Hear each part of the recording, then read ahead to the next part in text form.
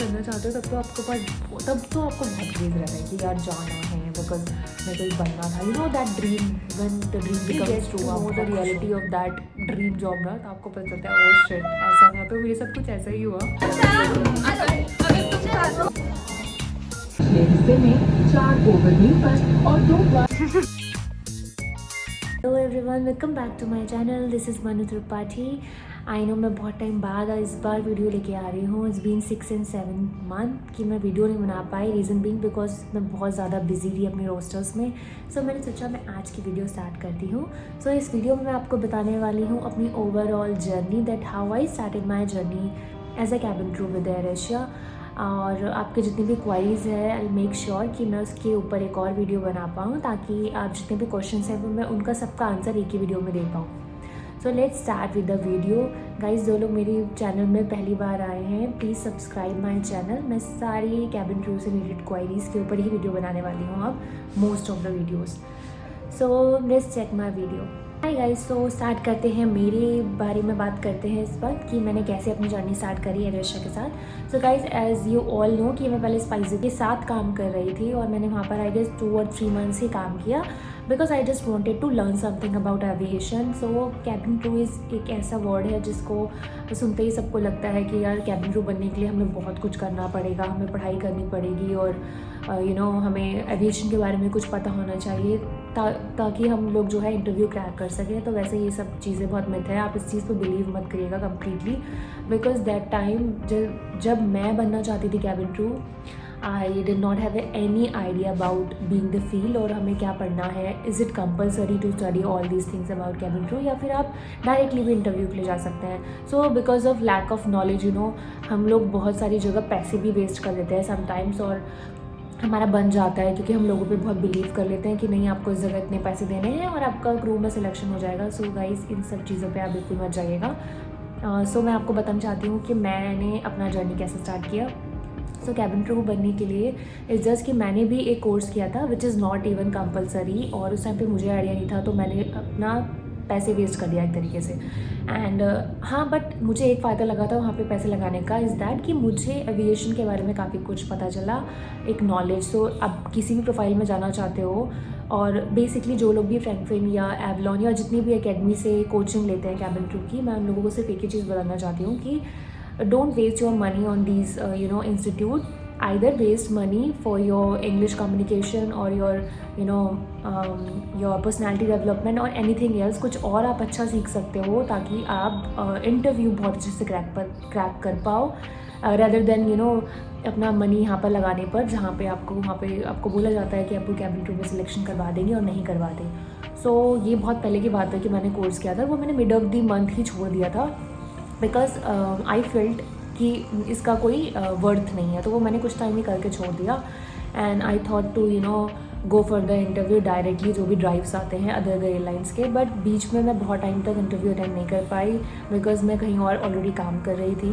So cabin crew is like मुझे बहुत पहले से बनना था, बहुत पहले से, लाइक बचपन से ही मुझे आफ्टर 12th ही मैंने डिसाइड कर लिया था कि मुझे इस फील्ड में जाना है। बट देन एक चीज़ होती है ना, आपके अंदर की इंस्पिरेशन कहाँ से आती है क्रू बनने की। सो आई रिमेंबर कि जब मैंने उत्तराखंड किया था, मैं उत्तराखंड पेजेंट, सो उस देहरादून में हमारे उसमें एक जो जज बन के आई थी, and she was a cabin crew in Emirates airline. और जब मैंने उनको पहली बार देखा तो दैट मोटिवेशन आती है खुद से कि wow that's a profile, because she was looking to beautiful, और उनको नॉलेज और उन्होंने जो भी अपनी कैबिन क्रू की जर्नी डिस्कस करी उस टाइम पे, सो उससे मुझे बहुत ही मतलब जैसे एक होता है ना अपने अंदर ईगरनेस होती है, एक तो हम क्यूरियस हैं कुछ चीज़ को बनने के लिए, एंड देन आपने कुछ देख भी लिया। सो वो सारी चीज़ें ना मेरे अंदर आ गई थी, मैं बिल्कुल जाना चाहती थी क्रू में। एंड मतलब मैंने अप्लाई करने का सोचा था, बट कोइंसिडेंटली ऐसा होता था कि मैं इंटरव्यूज़ नहीं दे पाती थी। And that second thing is I know कि Dehradun is not a big city, तो वहाँ पर इंटरव्यूज़ बहुत ही रेयरली होते हैं। सो अगर आपको इंटरव्यू अटेंड करने हैं तो आपको एनी हाउ बाहर जाना ही पड़ेगा। सो स्पाइसेट वॉज अनदर थिंग जो मैंने किया है फॉर 2-3 months। वो भी जस्ट मैंने इसलिए किया था because that time I was looking for a job और कुछ नहीं था। सो आई स्टार्टेड वर्किंग विद स्पाइसेट, तो वहाँ पे भी मैंने 1-2 months काम किया। So it was a good experience because मुझे कुछ चीज़ें और मालूम चली। एविएशन में बहुत सारे ऑपरेशंस हैं, सो इवन अगर आप कुछ ऑपरेशन में भी जाकर कुछ सीख रहे हो, so that's a good point.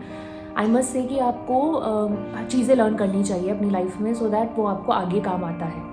सो मेरे साथ ऐसे ही सीन था। स्पाइसजेट में काम करने के बाद मुझे बहुत सारी चीज़ें पता चल गई थी। एक आपका जो स्टडी नॉलेज है वो अलग होता है, लेकिन जब आप प्रैक्टिकली कोई चीज़ करते हो तो वो वाला एक्सपीरियंस भी मुझे मिल गया था थ्रू स्पाइसजेट। सो रेशे का इंटरव्यू वॉज कोइंसिडेंटली हुआ कि मैंने अटेंड किया, और जब मैं देने गई तो I found it very easy, because इतना ज़्यादा इंटरव्यू का मतलब मुझे जैसा लगता था कि भाई एक्चुअल में ना क्या होता है, क्रू का इंटरव्यू में बहुत लोग अटेंड करने आते हैं। मोर देन 1000 पीपल उस टाइम पे आए थे। आई रिमेंबर कि 1500 समथिंग पीपल आए थे all over India, from Calcutta, Bhopal, Mumbai, Delhi, मतलब हर जगह से आ रखे थे। एंड ये इंटरव्यू मैंने अटेंड किया था दिल्ली में। सो वहाँ पर इतनी ज़्यादा भीड़ थी, उनका जो इंटरव्यू था उसमें इतने सारे लोग आए थे और बहुत जगह से आए थे। सो उनको केवल सिलेक्शन करना था, आई गेस 100 पीपल का। आउट ऑफ 100 भी उन्होंने at the end of the day 50 लोगों का सिलेक्शन किया, बिकॉज उनके पास रिक्वायरमेंट्स ही इतनी होती है और बहुत सारे लोगों को ग्रुप बनना होता है। बिकॉज आई नो कि कैसा लगता है कि जब आपको किसी चीज़ में जाना है और आप देखते हो बहुत ज़्यादा कंपटीशन है, बहुत लोग हैं जो उस चीज़ में अप्लाई करना चाहते हैं। सो उस दिन मैं इंटरव्यू के लिए गई थी जब बहुत ज़्यादा भीड़ थी, and I was not prepare, because वैसे तो जो रजिस्ट्रेशन नंबर होता है जिसमें आप लोग ऑनलाइन फिल करते हो कि आपको इंटरव्यू अटेंड करना है, उसमें साफ साफ मेंशन होता है कि ये इंटरव्यूज़ 2 दिन का होगा। तो वैसे तो मुझे मालूम था कि ये 2 दिन का है, but I was not aware कि एक दिन में कितने राउंड्स होने वाले हैं। सो मैं ऐसे ही जस्ट गई और मैंने ढंग से प्रिपरेशन भी नहीं की थी। प्रिपरेशन इन द सेंस कि मैं अपना ब्रेकफास्ट मेरा नहीं हुआ था और मैं ऐसे ही बहुत ही जल्दी में थी, ऊपर से बिकॉज ऑफ द लेंस मेरी आइज़ बहुत रेड थी, बट स्टिल आई थॉट कि चलो मैं अटेंड कर ही लेती हूँ।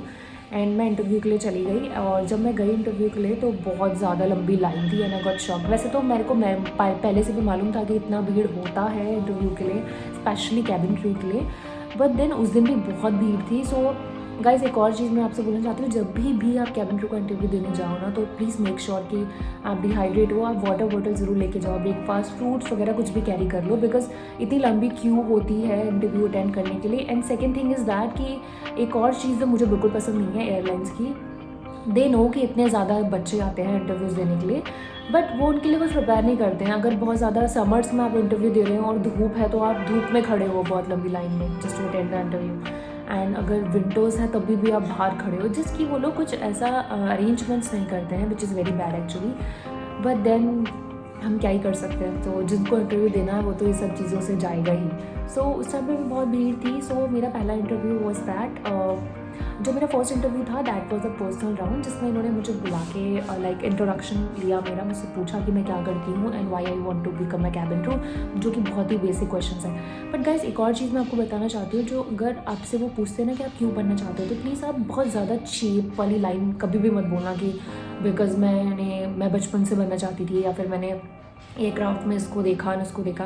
Try to give a genuine answer, because वो वैलिड लगना चाहिए। अगर हम लोग कुछ भी बहुत मसाला लगा के फेक सा बोलेंगे तो ऑफ कोर्स यार वो इंटरव्यूअर्स हैं, उनको भी पता चल जाता है, ठीक है, कि मतलब कौन जेन्युइन है कौन नहीं। तो ट्राई टू गिव आंसर जो बहुत जेन्युइन हो और आपसे रिलेटेड हो। अब सब आप लोगों को भी पता है कि हर किसी की जर्नी डिफरेंट है, राइट। किसी कोई कुछ और कर रहा था, देन सडनली इसमें आया, मतलब सबकी अपनी लाइफ स्टोरी डिफरेंट ही होती है।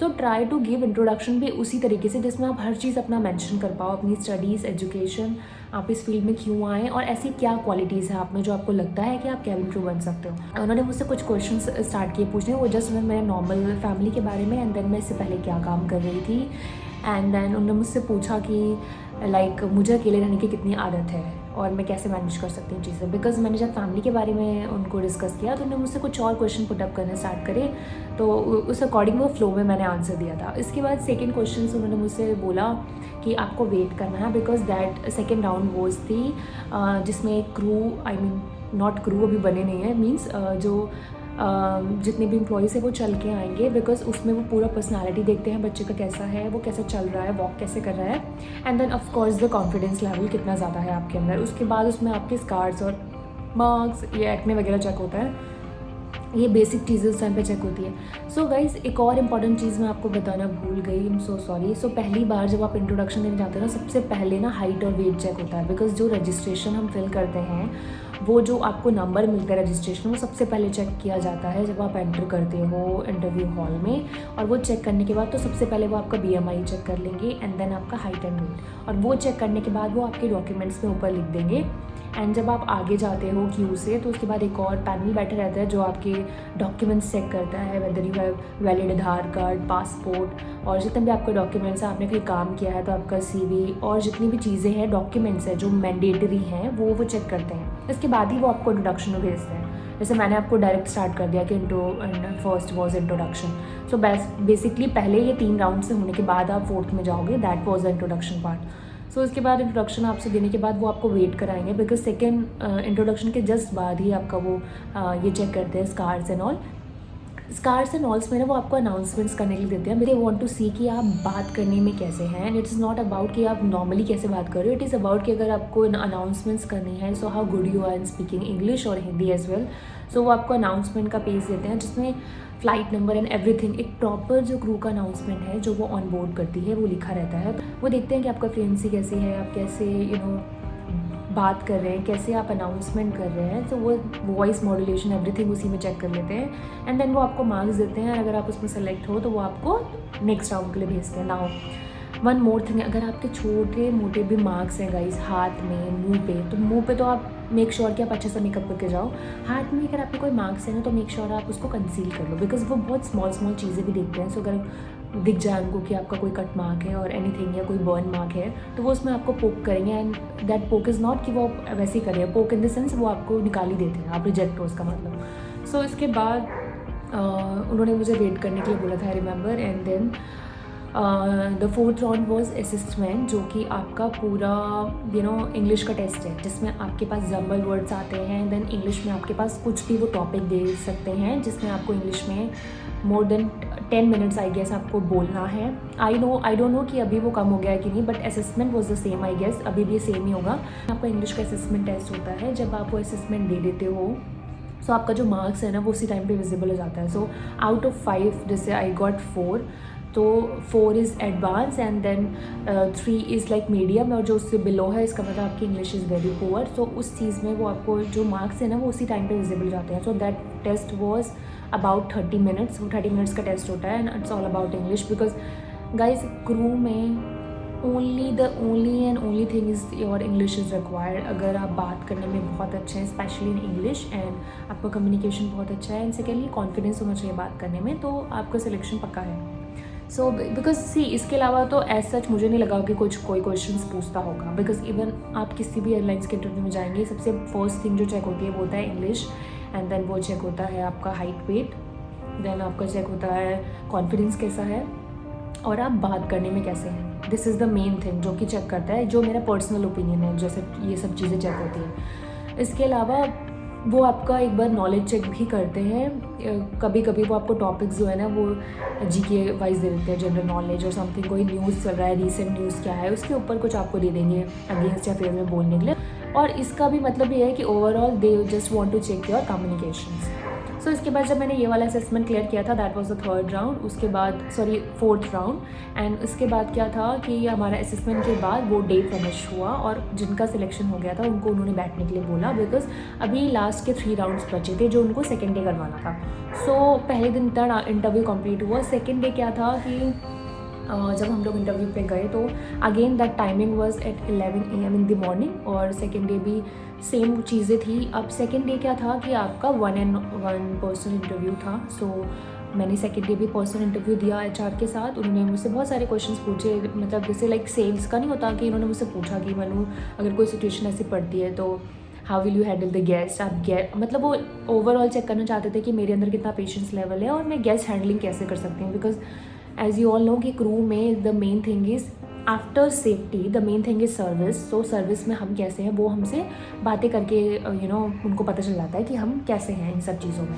That was the 5th round of second day. And 6th round में क्या था, उन्होंने बिठा के रखा सबको। क्या करना चाहते थे उन्होंने, लास्ट टाइम जो लास्ट इंटरव्यू होता है ना वो होता है जिसमें आपके सामने बैठे होते हैं 4 लोग, यानी 4 इंटरव्यूअर बैठे रहते हैं, पैनल होता है, एंड 1-on-1 वे आपको बुलाते हैं। सो बेसिकली चारों इंटरव्यूअर आपसे 1 by 1 कुछ ना कुछ क्वेश्चंस पूछेंगे जिसके आपको आंसर्स करने हैं। स्टार्टिंग से स्टार्ट होता है, वो आपसे कुछ भी चीज़ें पूछ सकते हैं। उसके बाद अगर फैमिली का कोई सीन है तो वो आपसे फैमिली का कुछ पूछ सकते हैं। तो डोंट थिंक कि वो आपसे कुछ और क्वेश्चन पूछेंगे जिसका आपको आंसर नहीं पता होगा। वो आपसे आप ही के जो आंसर्स हैं ना उसी में घुस के कुछ क्वेश्चन पूछेंगे, जो कि बहुत ईजी है देना, बट इट्स जस्ट कि आप अच्छे से आपको आना चाहिए कि आपको बोलना क्या है, एंड आपका फोकस होना चाहिए कि आपका आंसर क्या होना चाहिए। सो इसके बाद जब मेरा वो हो गया तो वो मेरा सबसे ऐसा राउंड था जो सबसे लंबा चला, and I guess they were taking like 45 minutes on one person. So वो बहुत लंबा इंटरव्यू था।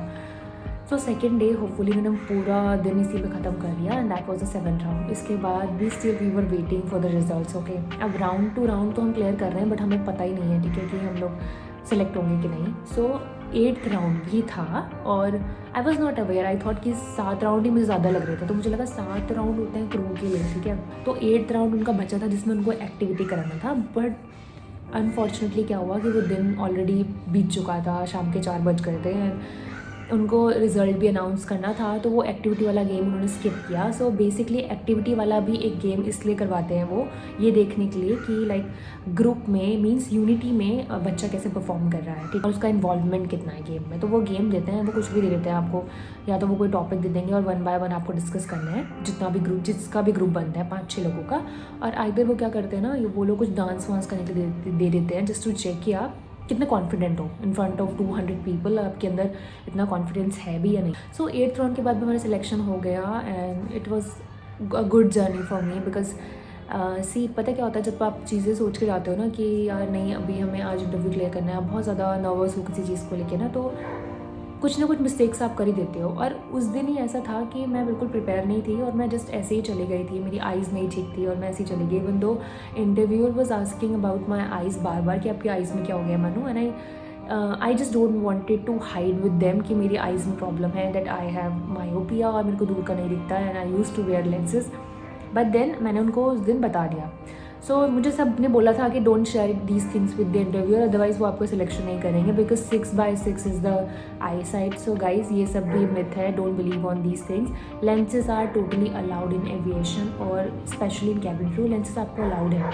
सो आपकी आइज़ अगर -2 -3, सी मेरी -3 है, I know it's too much, but मैंने लेंस लगाए थे एंड मैंने वो शेयर किया। I was very happy on that day. और पहले तो मुझे बिलीव ही नहीं होता है कि मैंने क्रू का इंटरव्यू, लाइक यू नो आपको कुछ चीज़ बननी है और आप बहुत टाइम से उस चीज़ को प्रिपेयर इन द सेंस आप चाहते हो करना, ओके, एंड आप सोच रहे हो कि आपको इसमें जाना है, एंड ऑल ऑफ सडन कुछ ऐसा हो जाए, तो मैं बहुत ही हैप्पी थी। मतलब इतनी मेरी आंखें इतनी रेड हो रखी थी और मतलब हद से ज़्यादा, तो मैं घर में आके आइज़ लगा रही हूँ and I was happy, okay, but मेरे को समझ ही नहीं आ रहा है कि लाइक मैं किससे खुशी वो करूँ। इट्स जस्ट कि इन्होंने हमें सिर्फ जब हमारा इंटरव्यू कंप्लीट हो गया, सो देर वॉज ओनली 50 स्टूडेंट्स जो सिलेक्ट हुए थे क्रू के इंटरव्यू के लिए, and that is all over India. उन्होंने 50 लोग सेलेक्ट किए थे from different places, and so it was shocking, not shocking because मुझे मालूम ही था कि वो 1000 में से सिर्फ 50 बच्चे उठाते हैं, and on that day I was lucky enough कि मैं उसमें सिलेक्ट हो गई।